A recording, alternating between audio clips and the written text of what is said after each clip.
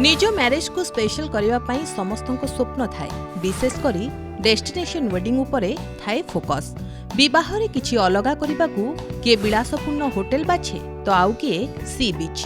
हेले एठी बरफावृत पर्वत उपरे विवाह करने को स्थिर करिसंती प्रेमी जुगल। समुद्र पतन ठारू 2222 मीटर उच्चतारे थिबा बरफावृत पहाड़ उपरे विवाह करिसंती।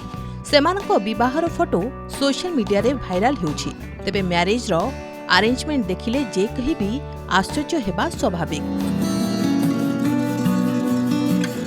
स्विट्जरलैंड रो जर्मान सहर केही एहाकु कहंती दुनियार भूस्वर्ग।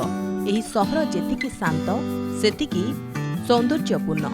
एही स्थान को निज मैरिज वेन्यू बाछिथिले नवदंपति। रहिबा पई बुक होइथिला बरफावृत पहाड़ उपर थिबा विलासपूर्ण होटेल स्की चैलेट। पहाड़ उपर विंटर वंडर वर्ल्ड रे आयोजित मैरिज थिला बेस आकर्षणीय और रोमांचकर। एठी बरफ स्टाइलिश अंदाज रे एंट्री करूछंती आइस क्यूब बा बरफ भितरु नववधू बाहरुछंती। ब्लू ईगल कस्ट्यूम रे थिबा झियो माने कन्या को स्वागत करूछंती। गीत आ डांस ताल रे बर आसुछि। धड़ा गोलाप कस्ट्यूम रे थिबा सुंदरी माने बरफ उपरे बसी गीत भी गाउछंती। बैकग्राउंड रे बरफर पृष्ठभूमि सुंदरता को आहुरी दुईगुणित करुछि।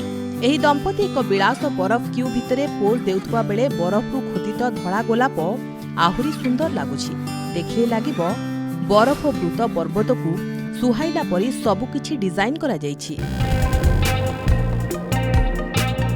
लेवान्स वेडिंग नामक इवेंट मैनेजमेंट इंस्टाग्राम रे ई वीडियो और फोटो अपलोड करिछि। जेउ सब वीडियो और फोटो को देखिले आखि लाखी होई रहिजिबो।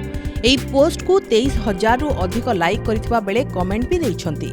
एहा विवाह नुहे सुंदर कहानी परी, कारण नवदंपति जेपरी बरफर खंड भितरु बाहर को आसुछंती इंस्टा पोस्ट को नहीं कमेंट देउछंती यूजर्स। जणे यूजर्स कहउछंती एहा निश्चित रूप रे नियारा विवाह। सेहीपरी अन्य जणे यूजर लिखिछंती हे भगवान एपरी विवाह बहुत अद्भुत। ब्यूरो रिपोर्ट प्रमेय न्यूज 7 डिजिटल।